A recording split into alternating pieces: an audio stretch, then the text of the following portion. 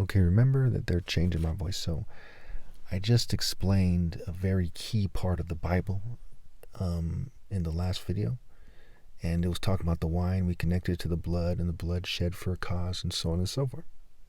Okay, and of course it's the grapes that are processed, right? Processed fruit, if you will, right? The fruit of the righteous versus the fruit of the wicked. It's that cult and cultivation and what they're cultivating. The cultivative process is part of what it alludes to when it uses the example of wine figuratively. Okay.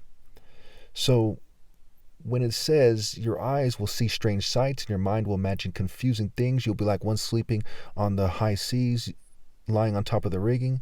They hit me, you will say, but I am not hurt. They beat me, but I do not feel it.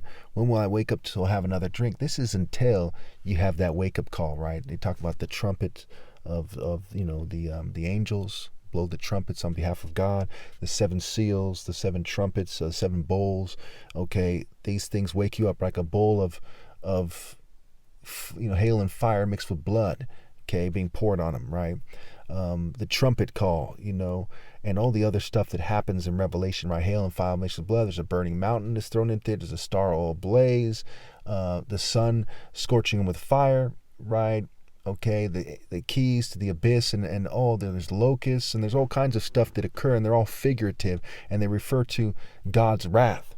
Okay, the fact that people know that hell is punishment from God and they don't fear it is a little bit alarming to me. But I can understand that there's some confusion there because they made it very confusing. I'm not some cold-hearted genius who just says, hey, you're not as smart as me, tough luck. I consider your deeds, right? Did you start with the 10 minas? Or 10 bags of gold? Did you start with one? Did you start with, just a few coins? Okay. So how smart are you? What are you doing? Why are you in the situation you're in? Who were your forefathers? What did they do? What are they trying to get for you? What is your share of the take when you take from God and so on and so forth? Okay.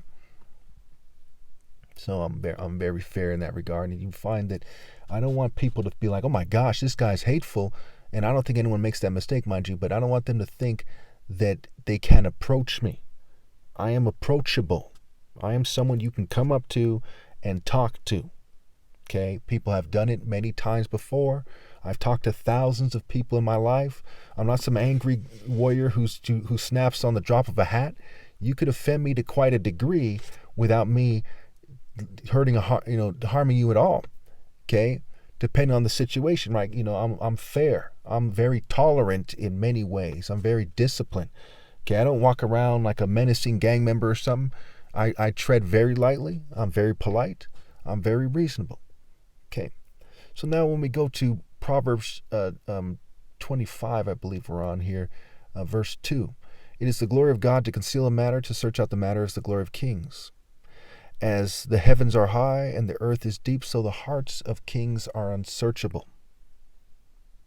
So think about the sun and how it's similar to the brain and the heart. There's some patterns in nature. And listen carefully here, When we look at the brain and how it works to marshal blood, to order blood through the body, right? It works with the heartbeat, right? If your brain goes dead, your heart is not going to beat anymore by itself, right? So the brain is kind of operating the body, right, for the most part.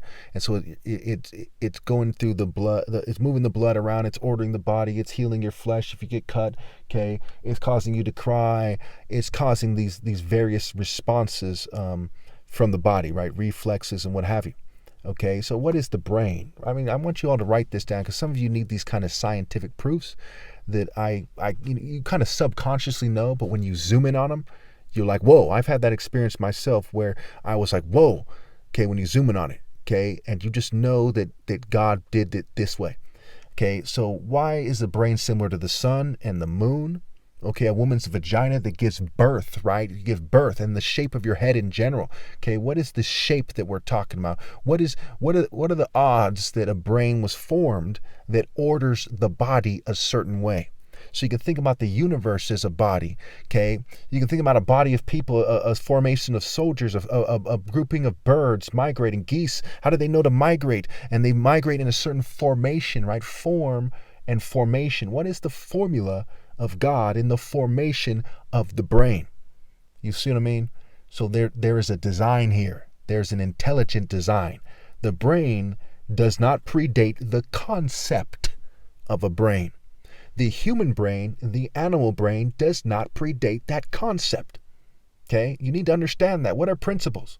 Before someone made an airplane, the idea, the principles of it existed already. Why is that? And what came first, if not something that was so powerful, so intelligent, that it contradicts the idea of time? And time is something that's very key to our conception of reality. If we remove time from your conception of reality, what happens? Like, you're like, what the heck is going on here? What time is it? Wait, you removed that from reality. How old are you? Well, I guess it doesn't matter. How long did it take you to get to work? Well, I guess that doesn't matter. And on and on and on and on and on, right? So the nature of nature is for you to factor in time when you try to figure out what is going on. Consider the timeline and timing in life. Timing is a martial art principle that predates the clock, that predates the primitive sundial. Okay? And so people attempted to replicate some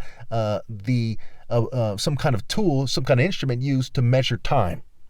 Okay, and then we look at science, right? Time and distance and so on and so forth. Okay, and speed, and so these are key ideas in the very nature of science itself. So scientists will never be able to completely disregard time. They might pretend they have replaced it with something else, but they won't be able to. Okay, because part of God's covenant with you is that you live.